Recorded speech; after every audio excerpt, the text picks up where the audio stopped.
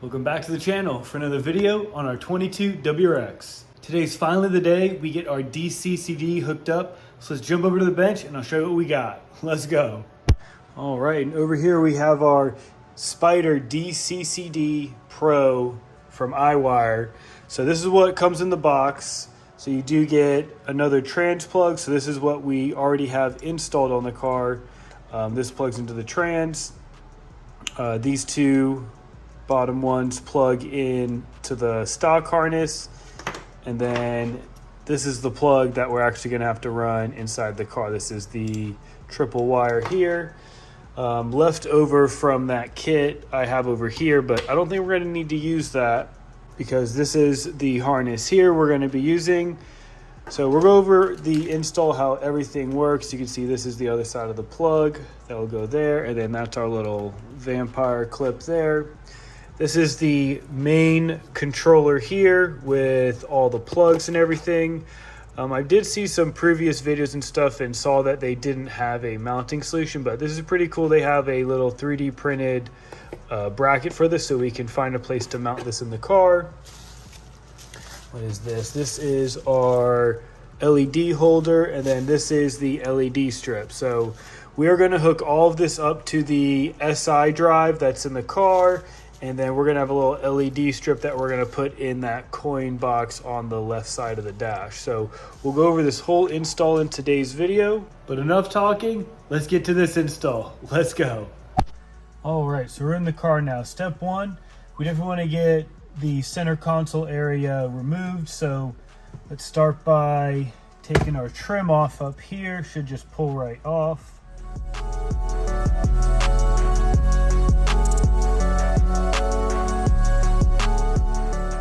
All right, with the trim out, it should look something like this. We're just going to start putting these connections together. I have the box over here so we can, I was looking at it earlier just to kind of, just to get an idea of where everything goes.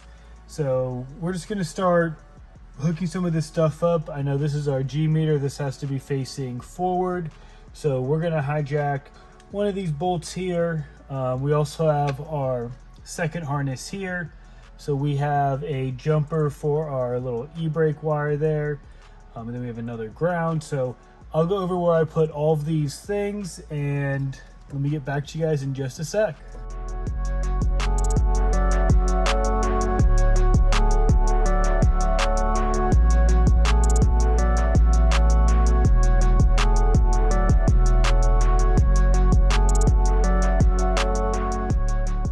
All right, so to get you guys up to date on what we did on that little time lapse, we got some of the connections done. We got the G monitor mounted right here facing forward. We did put a little bit of 3M on it, and then we did sand down underneath this bracket, and this is our ground wire, so we have that underneath this bracket, of course.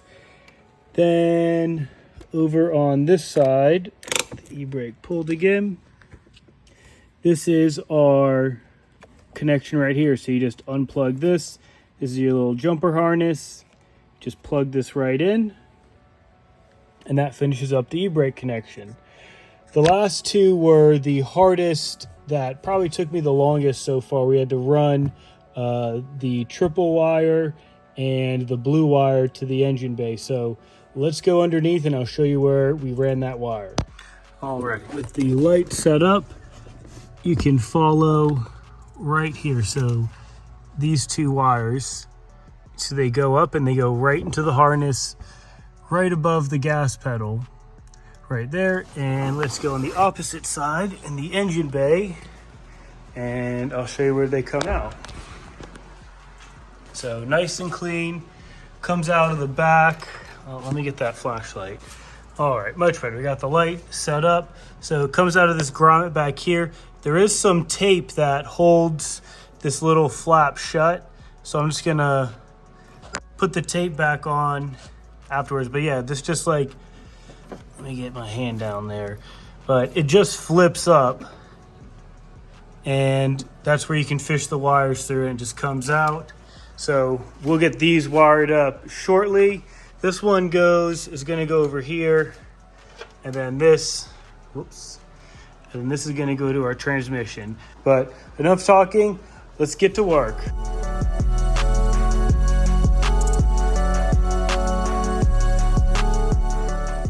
All right, so we're at the step where we're about to use our little vampire clip on our ECU harness here. So I feel like this is a part a lot of people are nervous about. So I'm gonna put a screenshot of the wiring diagram on the screen right now. So that's pin 31 that we're looking at. So if you reference the diagram back, these are the bigger ones and then these are the smaller holes. So we're looking for 31, which is the bottom second one in, and it's supposed to be light blue. So as you can see, there it is. So let's get this wire fished out and we'll get a little clip put on.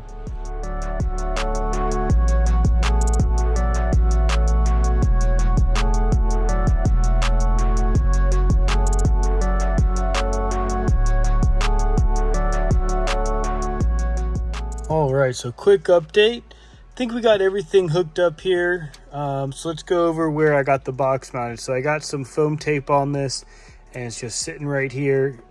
Move it around, it doesn't make any noises. It does get wedged in when this gets plugged in. So you can see one connection is right here. So that's 2 wires and this goes to our Si-Drive controller. Then we have our connection down here for the e-brake. We have the G sensor here.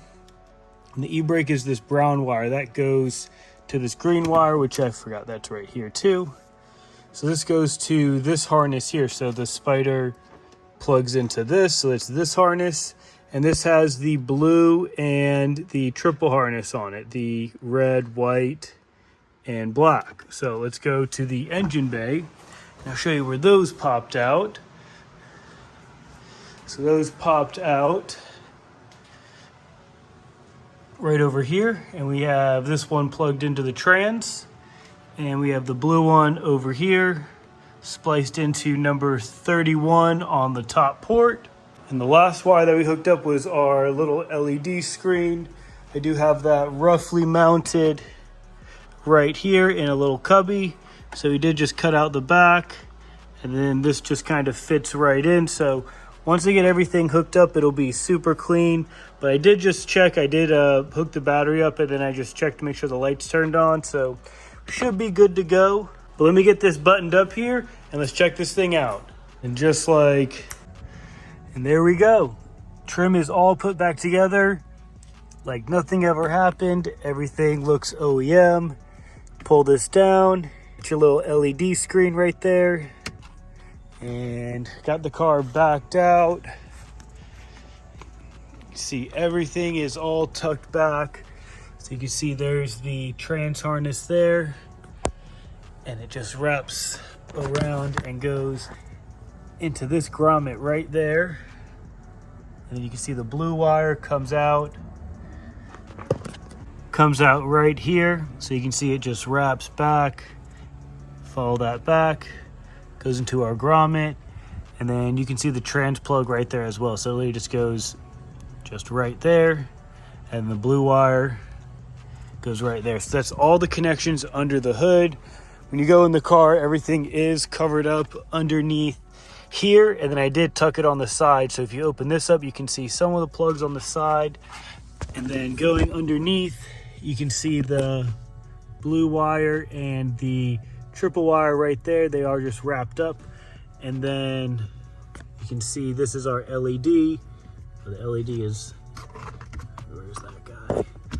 Just pull it out a little bit. You can see it's all right there. Just got it pulled out. Let's get that clip back on. Just like OEM. So literally can't tell anything under here. That it goes right above the gas pedal. That's where the wire loom is that we poked a hole through, and then we just fished the wires through. So let's go down to the cul-de-sac and let's test if this diff controller is working. We're going to set it to full lock. So when we go in a circle, we should hear like little skippings of the tire, but Let's go to the bottom of the cul-de-sac and let's check it out. All right, so we're in the cul-de-sac. I'm gonna lock the diff and I'm gonna go slowly in a circle, and we should hear the back tires chirp a little bit. So let's go.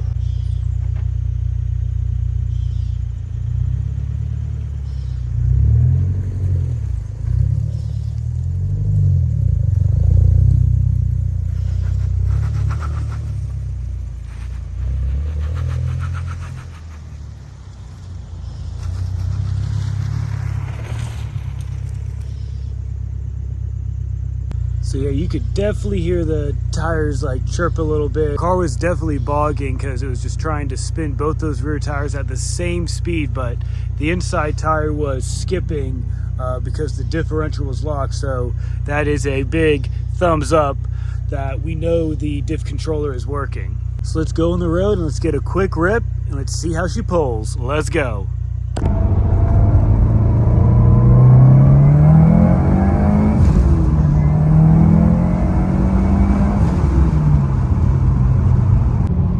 We're all done with our install. We got our first rip with our DCCD Pro controller installed. It feels really good. I mean, you can definitely tell it has a little bit more traction. I definitely feel like it's a little bit more smooth between shifts. Maybe that's just because, I mean, the wheel speed between the front and rear wheels are like more controlled now.